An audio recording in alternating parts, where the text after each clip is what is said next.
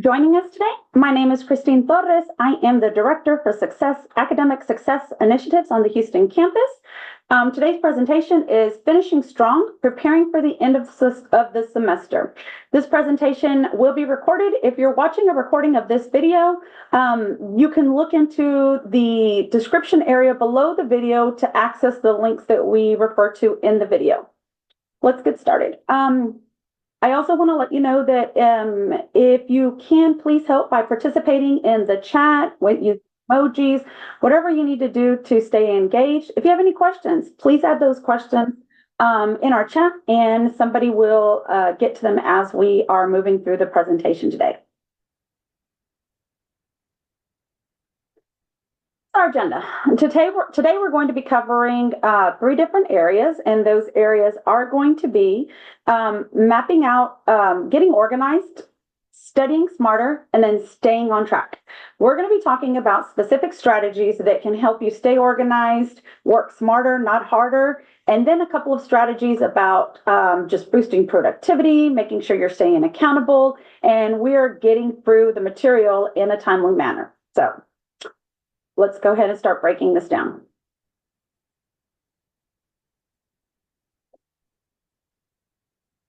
I'm going to start off with a quote.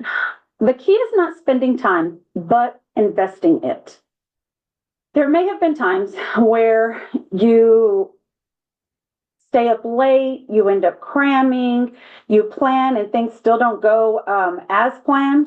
And that can happen from time to time. But what I want you to do is I want you to remember that if you spend the time that you have studying and you actively work on doing things, learning the material, retesting yourself, all of which we're going to cover today, you'll start to see that your time is being invested. So this is something that I just want you to remember as we go through today's presentation. First thing we're going to talk about is time management. So it's very important that when you're preparing for finals that you have some form of accountability. And the best way to do that is through managing your time. And we'll go into an example of what that looks like, not in great details, but we're still going to walk you through that today. But when you manage your time, it reduces stress, it improves your retention, and then it helps you identify areas that you might need just a little bit more support in. It allows for flexibility, and then it boosts your confidence. Once you're able to complete a task and move on to the next task or dive deeper into the material, it boosts your confidence. So this is why it's very important that you try your best to manage your time. The strategy that we're going to look at for planning for finals is called backwards planning. This is when you start with the end goal in mind and you set smaller, manageable steps and you work towards completion. So we're going to look at when finals are, we're going to look at a map and have a detailed outlook of what we're going to be working on. And then I'm going to also give you some strategies on what to do when you are preparing for your finals. First thing we're going to do is we are going to identify our exam dates. Now, I'm sorry, I've got to move this over. So first thing we're going to do is let's look at our exam schedules. I'm going to put this link in the chat button as well, so you have access to this. But you can find this document in our TWU website, and it is the schedule of all the finals exams for this semester. So they have the date, the times, where you should be taking your exams. And then note that final exams, depending on your classes, start December the 7th through December the 12th. So these are important. This is an important week that you want to make sure that you're blocking off on your calendar. If you have extra commitments or if there's items that, maybe you're working, maybe you can ask off early, you can ask for a vacation day, whatever that looks like, this will help with the planning process. So the first step is identifying your test date. Next, we're going to look at identifying study blocks. This is really important because a lot of times we tend to leave out a lot of things that we are responsible for, a lot of our personal obligations, academic obligations. So This link to this spreadsheet is also going to be something I'm dropping in the chat. And if you're watching the video, these links are at the end, are at the bottom of the description for this video. So this is a template that you can use to plan out your week, just to give you an idea of what your commitments are, where you need to be, and when you need to be there. You start off by first identifying any class times that you have, creating time blocks for maybe any classes that you have online, adding your work schedule, and then any commitments that you have that are going to be items that you need to make sure that you do. So maybe you pick up your children, maybe you have commitments with a student organization, volunteer work, things like that. We also want to make sure that when we are looking at our weekly schedule, that we allow time for some important things, and that is our basic needs. Make sure that you allow time for breakfast or lunch. If you skip breakfast, make sure that you're having a lunch. Make sure that you pack a lunch if you have a long day at work or on campus. And then make sure that you are making time to go to bed early.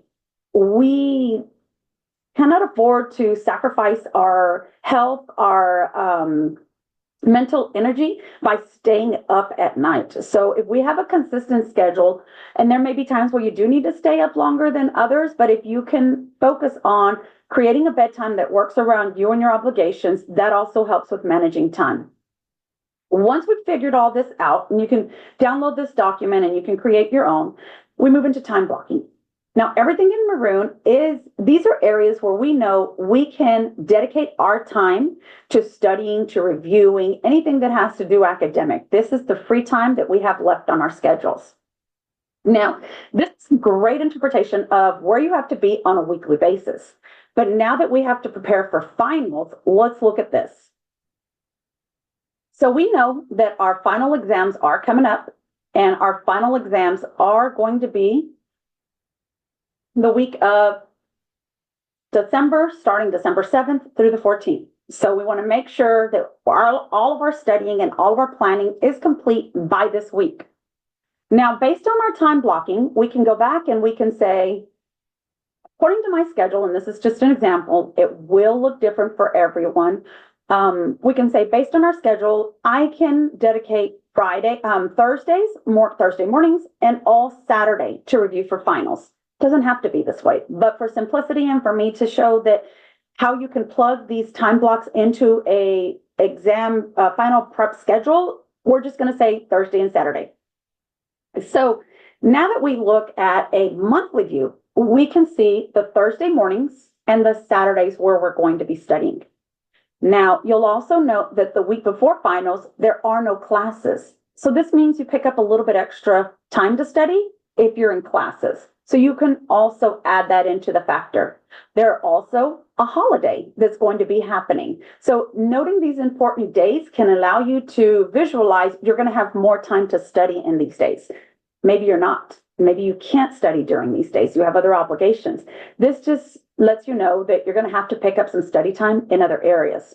So once we've carved out some tentative places where we can focus on our final exams, this makes it a lot easier. This also puts into perspective how much time we have to study and to prepare for our final exams, okay? So this is an activity that you can walk through on your own. You just download the Excel file to your computer, to your device, and then you can plug this in, you can print it, you can adjust it for whatever works for you. Now, if we go back to planning backwards, we've looked at identifying exam dates, identifying study blocks. Now we're going to apply the technique of backwards planning, and we're going to identify what we're going to study and how we're going to do that. And we're going to get into that a little bit later. So once you've identified the days that you can study, then you're going to drop in those time blocks, specific topics or activities, things that you are going to be doing for those next 4 or 5 weeks to prepare for finals, and then adjust as needed. If you don't need to spend as much time on one subject, one content, one class as much as another, then shift your focus. That is okay. This is not meant to keep you on a tight schedule. This is meant to keep you organized and accountable for when you can study and what you have to study. If we have any questions, please feel free to drop those in the chat. You can drop those privately to me or to the session in general. So let's talk about what this looks like. Now, this is a guided study approach, and these are steps that I have put together to help guide you through the process of preparing to study for your final exams. What I don't want you to do is I don't want you to feel that I have to go through step 1, step 2, step 3, step 4 with everything. But this is just a general outline of some things you should consider when you are putting your study plan together. Please use these as a guide and adjust them as needed. Do what you need to do, what works for you, and what is going to help you get to that deeper level of understanding so that you feel more confident and more prepared for your exams. So let's go through these. Step 1, the first thing you're going to do is you're going to review and organize your material. This means manually, so anything you need to print out, anything you need to organize with your notes, all of this fun stuff that you can put your hands on. This also means if you have items in Canvas that you want to download or access on the computer, that you have that organized in a neat manner so that you can find them. And maybe you do need to print them, which is okay.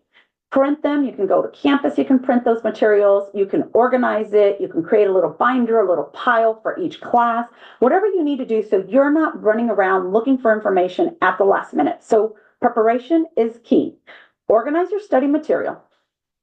Then you're going to break tasks into smaller, manageable steps. So you're not going to say that you're going to study one whole chapter, but maybe you need to study a specific concept, a specific theory, something that your instructor has already said this will be on the exam and that maybe you need to spend more time on. So think about these things when you are going through this study plan. Step 2, dive deep. This is the part that we probably don't want to do and that we're going to struggle the most with doing. But I challenge you to dig deeper into the material. If you've ever gone to an exam and, it's multiple choice or it is fill in the blank or it is select all that apply where you have to respond to an answer with written statements. If you ever get to the point where you're like, this sounds familiar, but I can't remember. Or if you've ever been confused about two things that might seem similar, this is because there's not enough recall to get you to identify the correct answer. So dive deeper, review the material thoroughly. I want you to identify areas that you might feel are not as strong where you want to be, and then say, you know what, this is something that I didn't study initially when it was reviewed in class. This is something I need to spend more time on, and that's okay. I'm going to learn the material, and then I'm going to move on to studying it. But first, I need to learn it. I need to understand it so that I can apply it. So challenge yourself to identify these areas and work through these challenges. Use study aids and seek support as needed. We're going to talk about a couple of study aids that you can create on your own today, but I also want you, and I also encourage you to seek support. Go to your instructors during their office hours. Make arrangements via email to work with your instructors. Any tutoring or support that's offered within your department, take advantage of that. Any study groups, review sessions, utilizing our tutoring on campus. Things like this are going to help you to get that information early, so we're not waiting till the last minute to realize that there's some more information we need to learn before we can actually study it. Step 3. Test your knowledge and practice active recall. Active recall is the ability to look at a flashcard, you look at the front, and you're able to identify the information on the back without peeking. When we peek, we are telling ourselves that we understand the material when we really don't. So then when you get to the exam, this could be something that you haven't really retained long-term. You might have retained it just short-term. So make sure that you're practicing active recall. And you can do this with your notes, with textbooks, with any study aids that you use. Again, review the material. Review what you need. Test your ability to recall and apply concepts. So if you're working in a math or chemistry or something that you have to apply something, even philosophy, apply it to an example. Don't just retain how to do it, but physically solve it. Find areas where you can test your knowledge, not just recall the information. So it's good to recall the information. A lot of times we need to know a formula, but what can you do with the formula? You're now, as we're reviewing through finals, you are now having to solve problems, to think critically. This is why it's so important for you to dive deeper and take your material to the next level. You want to create test questions, maybe answer quizzes that you've answered in the past, if you have access to your old exams, things like this to get you to a level to where you're now getting comfortable testing yourself. Practice active recall. Then step 4, this is where we do a comprehensive review. Your comprehensive review should happen at least a week, the last week that you have to study. This is where we've reviewed everything in smaller chunks. We've reviewed everything in smaller pieces. Now we're going to sit and we're going to practice a real test. We create our own with our material. It doesn't have to be anything formal. This is where you can say, I'm going to spend 3 hours, 2 hours, and I'm going to go through all my material and I'm only testing. I'm not reviewing. I'm not learning. I am testing myself. Okay.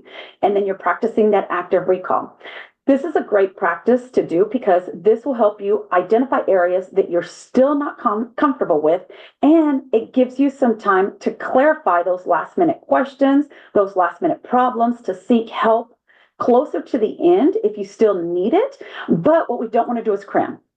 So we don't want to review our material a night before the exam and realize, oh, I need to go back and relearn this. I need to go back and verify something. I need to go back and learn this information. So if you can plan your comprehensive review at least a week before your final exams, then this will give you that time to kind of go through that process of relearning any information that you need to do. When you practice simulating exam conditions, this also helps with any test anxiety, any pressure to perform under timed environments. So the more that you put yourself in there to say, okay, this is my psychology exam. I know we're going to have 50 questions and I know we're going to have 2 essays.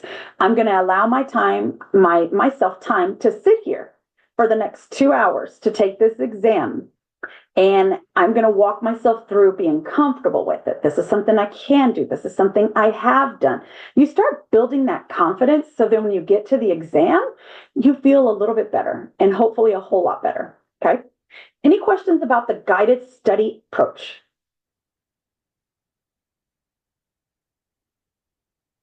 And again, you can use the chat. You can take your mic off. Let's keep moving. Study smarter, not harder. What do you do to make difficult topics easier to understand? So please use the chat and let me know what you do to make topics easier to understand. And I really like this part of the presentations because maybe you have an idea or a way that works for you that can help other students. So sharing this, if it's a tool that you use, if it is a app that you use, anything like that, what do you do that helps you get through difficult topics to understand? And maybe we've covered it already, and that's okay.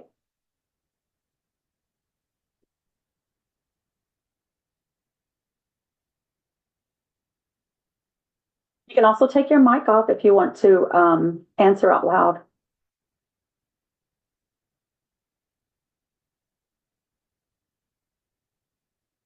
Right. Nobody? Okay, we're going to keep going. Sorry, I was trying to finish my text and then I said it. Okay, so we've got some messages. Here we go. Somebody said that they would explain the topic to themselves or someone else after the first time learning it and then start from there. Great. That's actually one of the ways we're going to be talking about today. Somebody says, I sometimes find articles or resources or use ChatGPT to make an outline to study for me. Perfect. Those are great. Great, great, great. I would make fun word associations to make difficult topics easier to understand. Great. These are great things. These are really, really great things. You're on the right track. Whatever you need to do, I need to empower you. What works for you, if it's been working for you this far, continue using that. There might have been some things that you have used before you came to college that help you to retain information, whatever that is. Use that, okay? There's no wrong way to do this as long as you are diving deeper. Breaking things into smaller parts and then going over and over. Yes, the rinse and repeat. Keep going, keep going. Repeating is very essential for this. It helps with that understanding, and that's part of active recall. So thank you all for sharing. Okay, let's talk about memorization. There's different ways we can take in information. One is called rote memorization. This is a learning technique that involves repeating information over and over to remember it. Now, often without fully understanding its meaning or context. So say, for instance, you need to remember simple facts, how to spell words, maybe to remember a list or formulas. This is what rote memorization is. However, it lacks critical thinking or comprehension, making it less effective for long-term recall. So this is a necessary process in your learning, but we have to go deeper. We have to do more than this. So if you stop at just reading and rereading and memorizing, then there's one more step for you to do. And this is what I want to talk to you about next. That is active learning. So active learning focuses on understanding and connecting new information to existing knowledge, making it easier to recall and apply. So for somebody that put in the chat that they like to make funny word associations, that's a way of active recalling. If you find articles or resources and it's something that interests you, perfect. Those are ways that we are active with the information.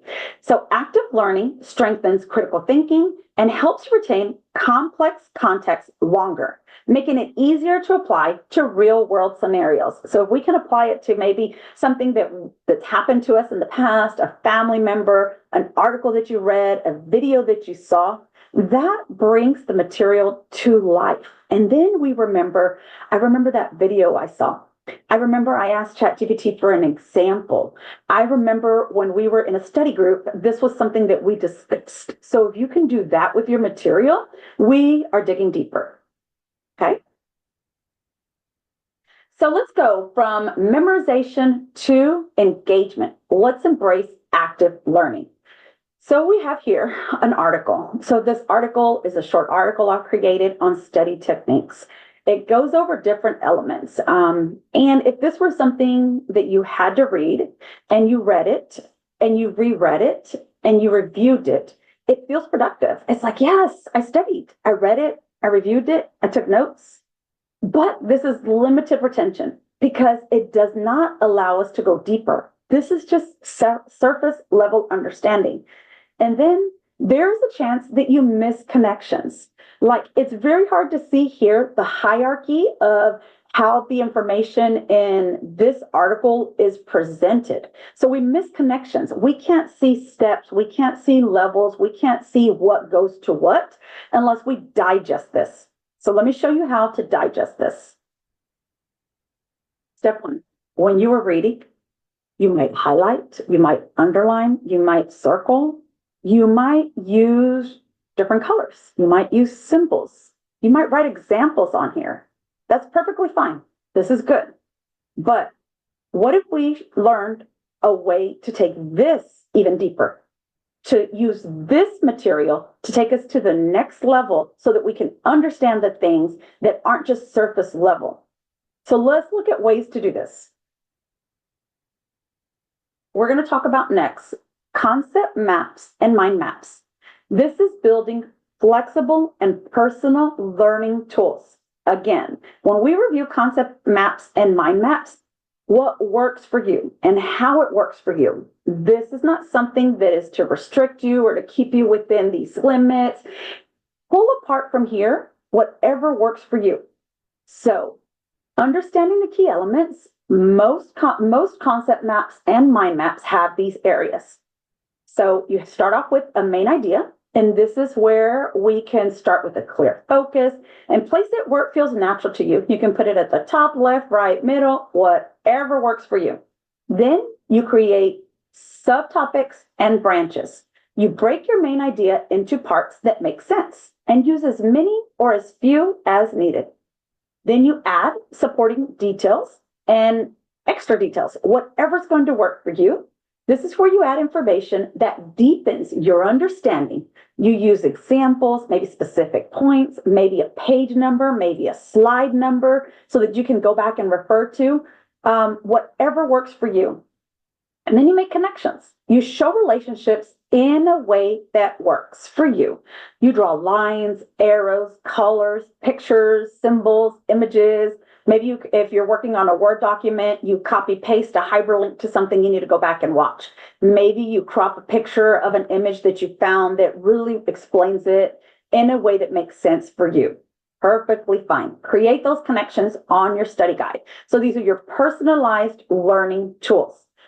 When you are creating this, I also want you to remember, if you mess up, it's okay, right? Scratch it out. Write it again. Don't redo the whole thing over because of an error or because you found new information. Just continue on there. Use whiteout, write on the back of the paper, whatever you need to do to keep it simple and to keep it manageable for your time constraints and so that you can understand the material. All right, so let's look at this. This is a concept map. Again, we're starting off with the different points that we said. We have main ideas, we have subtopics, we have supporting details, and then we have space for extra details, examples, whatever we want to add. Doesn't have to use colors, but the key thing is that we're making connections. So these could all be circles, these could all be squares, these could have no shapes, whatever works for you, okay? Keep it simple. Next, we have concept maps. This is a different layout. So this might be something that you want to create if this works for you better. It's okay. It's still showing the connections with the different areas, and it shows the flow between ideas, topics, and subtopics. So maybe if you study this and you retain this information when you go to the exam, then you could remember, I remember when I was doing that concept map, I divided into 3 parts. So this is where breaking it down into smaller pieces comes into play. So this will help you retain the information and can be a lot easier to retain and look at versus just looking at a passage. These are mind maps. With mind maps, you start with one central idea, that's your main idea, and then you break it up into subtopics, depending on how many areas feel comfortable to you or appropriate for the content. And then you use the area underneath that to provide a description, to put some key information in there, just to expand on the information that you have. So this helps break down each section into manageable parts.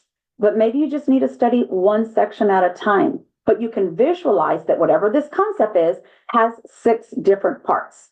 And then this is where we break up each part. Now, again, you don't have to do mind maps for everything, just those areas where you're struggling with understanding and diving deeper into the material.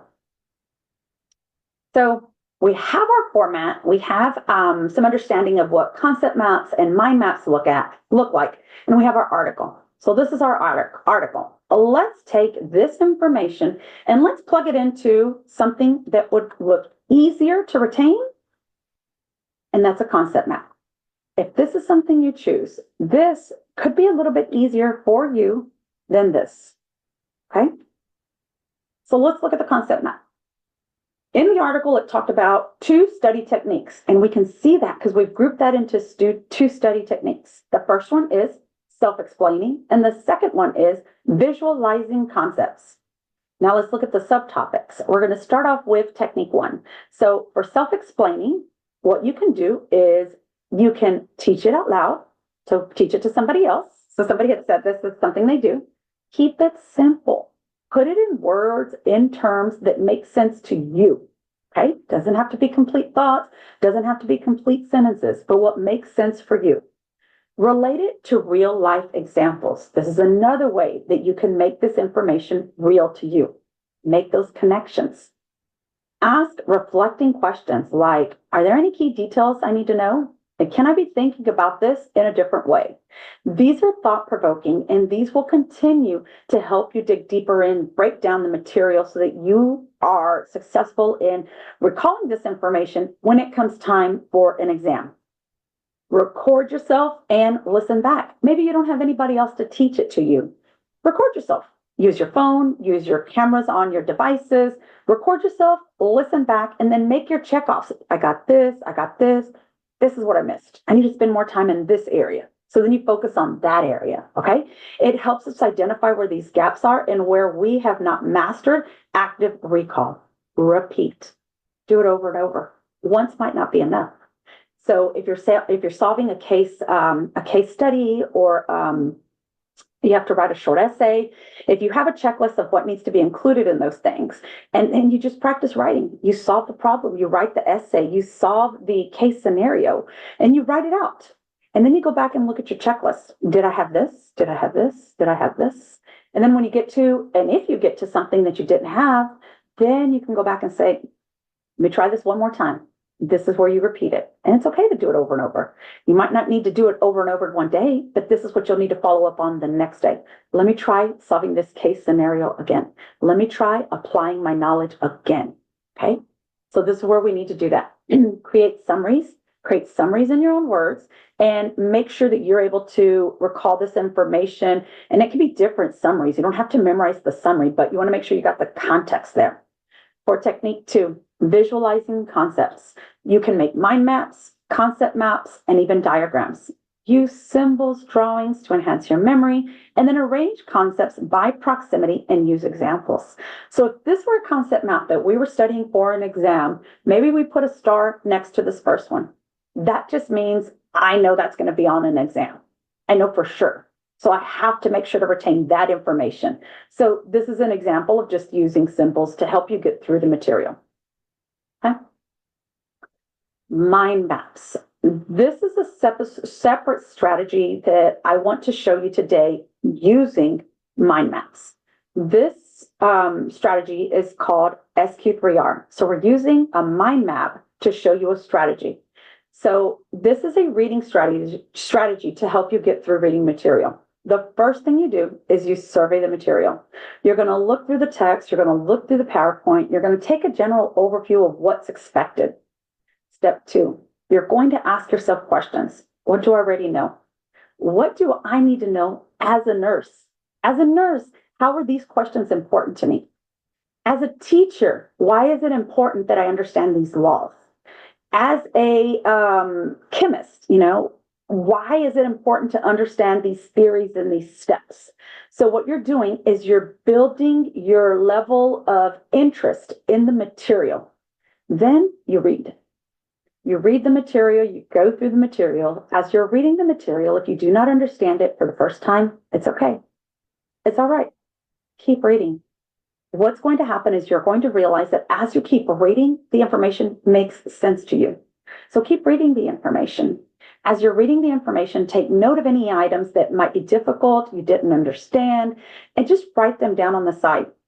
When you're done reading, write a summary in your own words, go back over the information that didn't make sense to you, answer those things that didn't make sense to you. And the key here is you should be doing this before lecture. If you're doing this before lecture, when you write those things that were unclear to you, that you needed more help in, that's what your goal is to focus on in class, in lecture, with your professor, with your tutors, with your whoever's supporting you in that area. That's where you're going to follow up with, okay?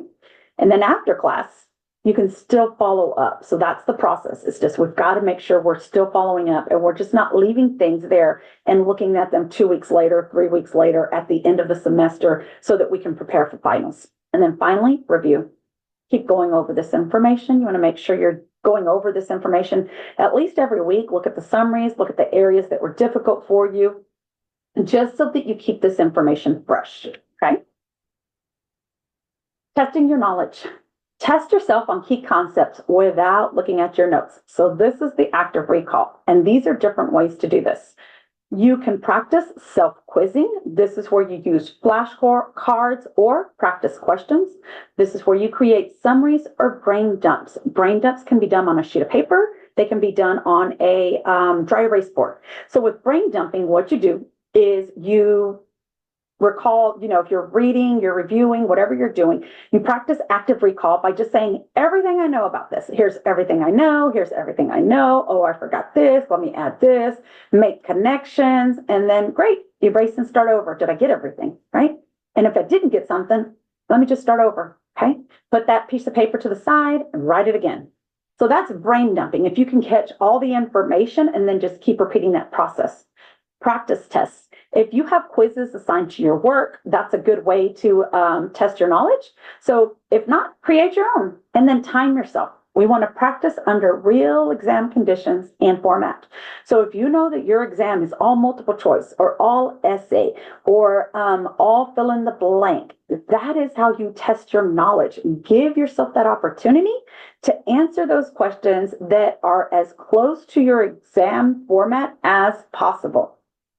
Teach back method. This is where you explain the material out loud or to someone else, and then break down complex concepts. You want to make sure that you're connecting theory to practice. So if you don't have any case studies, then create them, make them up. So a case study is, let's just say, for example, if you have a patient who has these symptoms and it's on this medication, what what could you look out for? Things like that. So if you create those, so now you have to understand what the medications are, what the person's diagnosis is, and you have to put all that stuff together to solve problems. So create these things so that they can help you apply the information that you've already reviewed. Now we are trying to be problem solvers. We're thinking as a chemist, we're thinking as a teacher, we're thinking as a nurse. We're not just thinking as students. We are going to practice this, and you can do this through case studies, through simulations, and through role playing. Okay? Any questions before we continue moving forward? Yeah, Yes, question? I do have a quick questions. I know there's a lot of like I would think I assume that gonna be time consuming for us to study as a nurse student, that we make maybe flashcard out of all the material to make it more active learning. Yeah. What would you recommend for us if we have limit of time to study? For example, like maybe 6 hour a day maximum, and sometimes there are lots of interruption too, like especially with who would have with especially for who would like have family and kids. Yes, great question. We're going to talk about in a bit the Pomodoro technique, and that's where you break things into smaller parts. So you start off with 25 minutes and then 5 minutes. So we're breaking things into smaller parts. And then initially, we're breaking items down into smaller parts. Then what we're doing is when we're physically sitting there studying, we're giving our brains a mental break. That 5 minute pause will do so much. So if you study for 25 minutes and break for 5, and then if you need to take care of any obligations, things like that, you can do that, and then you can come back and study. But we're saying, I'm going to sit here for at least 25 minutes, and I am going to get this information reviewed. I'm going to go through my flashcards, whatever that is. If you're creating flashcards, be careful not to create flashcards for everything from A to Z. Your flashcards should only be there to support your learning in the areas you need to practice active recall in. Okay. So then it takes the pressure of, well, there's, 104 words that I need to learn. We don't need 104 flashcards, just the ones you have not yet mastered. You can use examples on your flashcards. You can study in different ways. So there's different ways to do that. So it's about managing your time and about managing those key areas that you need support in. Okay. So I hope I answered your question. If not, feel free to continue asking the question or to use the chat. Yes, it makes more sense to me about the flashcard because sometimes I catch myself doing flashcard, like physical flashcard. I did it, but then I have a hard time to relocate the information in the flashcard. Yeah. And I change to, um, a flashcard online, such as Quizlet or something like that.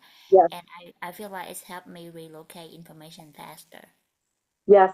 It by does. the search menu. Yeah, and yeah, I appreciate the tip when you say like give ourselves like a 5 or 10 minutes mental break, and that would help us better to recall information after that. But Yeah. thank you. You Yep. definitely answer my questions. Good. You can also, I mean, if you think about it, if you create a flashcard, you can do the same with this.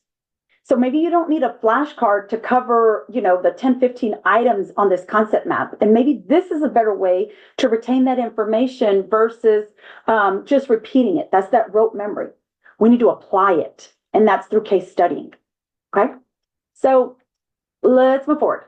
Staying on track, strategies to boost your motivation and focus. What do you do to keep up your energy and to stay focused? Anybody want to share? Energy drink and coffee. She drinks and coffee. I'm sure you're not the only one. Yes, I leave off those. I promise them help. Yeah, I mean, I remember somebody said they used Pomodoro technique. I mean, I remember when I was still in school, and I remember different things that I did to help with my energy and to stay focused. We're going to go over the Pomodoro in just a second. That was at 25-5. But I'm going to tell you two different memories that I have. One memory of studying is staying all night, staying up late, waking up in the morning, like before I had to go to work. I would wake up earlier so that I can study. And this was actually cramming, and it wasn't good for me. And I didn't realize it at the time. But when I got to the point of planning and making use of my time, I remember going to the library and saying what I was going to study and saying I wasn't going to leave till I studied this. I remember that time too. The library would close and I would move to the student lounge and I would study until I got the information done. And I would rework things and rework things and rework things. It's that process of repetition. So whatever you do to keep up your energy and to stay focused, you also need to maintain that level of motivation and that determination that, okay, I can get through this. Because that's the other part, is preparing ourselves to say, okay, I told myself I was going to do this. I know that I have other obligations, but I can get through this. So if you're taking walks, somebody else said that they're taking walks in the weather and just getting a fresh air is like a shot of energy. It is natural sunlight. It also increases melatonin, and we're going to talk about that a little bit later. So it doesn't cost much to take a walk. On those 5 minutes, if you want to take that walk, do it. Okay, it's gonna go a long way.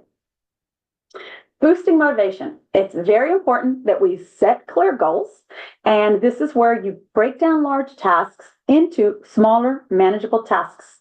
This gives you regular wins and keeps you motivated. You also want to make sure that you're rewarding yourself. If it is coffee, if it is, that walk, these are those rewards that you build into your schedule. These, okay? Reward yourself for each goal met. Okay. If you finish something, if you've retained something, reward yourself. This will boost dopamine, and dopamine is a feel good brain chemical. So if you ever have a to-do list and there are just maybe 3 items, and each time you check that item off and check that second one and check that third one, you're like, I've done it, right? Celebrate that. That is a win. That is a win because you've accomplished those goals.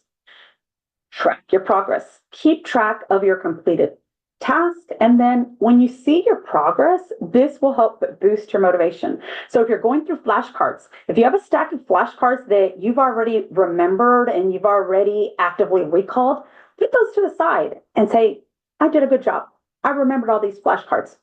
Now it's time to focus on the ones that need more practice. Okay? Track your progress, reflect and adjust. If certain strategies aren't working, make adjustments, but stay consistent. Okay. So if you need to make adjustments on where you're studying or how you're studying, recognize that and make those adjustments so that you can change that for the next time that you sit down to study. Eliminating distractions. I have 3 images up here. Maybe you can relate to one or none of these. But I want you to understand that these are not the best ways to study. They can get us through the material.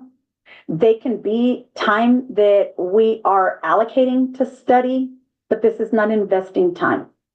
You need to make sure that your area is suitable for what you're studying and when you're studying it. Okay. And I understand that we have obligations, we have limitations, whether that be transportation or just where you can go to study, but make the best of it. Find out when it's the best time to study and maximize that time. So, building accountability, staying focused during study sessions. I want you to, we're going to talk about these three things, but I want you to just think about like, okay, what can I do differently? If it's eliminating distractions, create a distraction-free study zone. If you're at home and you share a space with others, try to find the time that you really need to focus on studying. Try to find a time when you'll have least disruptions and maximize that time. Okay? Share your schedule with other people to say, hey, this Saturday, I'm going to be studying in my room all day. But have those communications so that other people around you are aware of what you need to do and can possibly help you with that. If you need to find study spaces, this is a link to our study spaces on campus at TWU, but it literally takes you into I'm going to put this in the chat real quick. It'll take you into the different study spaces on campus, and it just helps you find a different place to study while you're on campus. So it does cover all three of our campus, so you're more than welcome to look through there, utilize the libraries. You can also look at public libraries in your area. You can look at coffee shops, anything with limited distraction to help you get through the material. This is the Pomodoro technique. Now, what you do for Pomodoro technique is you set a timer for 25 minutes. Then you're going to study within those 25 minutes, review your flashcards, read, whatever that looks like. You're going to do that for 25 minutes, and then you're going to take a 5-minute break. So after you do this, it's going to look like 25-5, 25-5, 25-15. When you sit there for those 25 minutes, I need you to make sure you are not hot, you are not cold, you are not sleepy, you are not thirsty, you're not hungry. All of these are excuses that keep us from focusing. Take care of all of that before you study, and then you sit and study. You're going to study for 25 minutes, take a 5-minute break. You're going to study for 25 minutes, 5-minute break. You're going to study for 25 minutes and then take a 15-minute break. Your 5-minute breaks are for basic needs: stretch, water, sunlight, restroom, whatever that looks like, but it needs to be limited. If your 5 minutes are turning into you washing dishes, you going to take out the trash, that's not helping you. Those things need to be taken care of before or after our identified time blocks, okay? We're just studying and we're taking a break to take care of ourselves. You deserve it. You deserve these 5 minutes, okay? This is your time. This is going to help with you retaining the information and with motivation as well. Come back for another 25 minutes, 5, 25, and then you're 15, okay? Prioritizing tasks. So let's say that you've already identified time blocks. We know when we're going to be studying, and now it's hard to get started. I understand. It's going to be hard to get started, knowing that you have a lot of things to do. What you can do is start with the most challenging or important tasks when your energy is the highest, okay? If we do all the easy stuff first, we're never going to get to the hard stuff. And you probably already delayed this a little bit, or maybe it's just something you're not interested in. Challenge yourself to do this first, okay?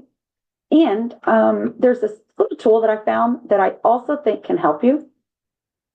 This is free, and this will help you with when you have that time block and you know what you're going to be studying. So what we do is right here, we add all the items that we have to do for the day, okay, for our study block. And then we spin.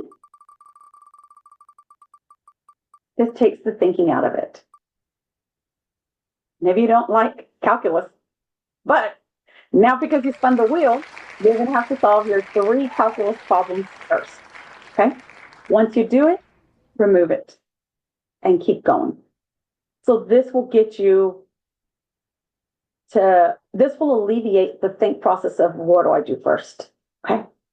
So I hope this little tool helps. I do have a survey that I would like for you to fill out if you have some time, if you can please. I'm also going to drop this in the chat, but I also want to open up the floor to any questions that you have. This is my contact information if anybody wants to get a hold of me after the presentation. The presentation will be posted on our YouTube channel within a few days, not counting the weekend. But you can also click into, if I haven't mentioned it before, you can click into the description of the video to get a copy of the presentation. Any questions? No, ma'am. Thank you.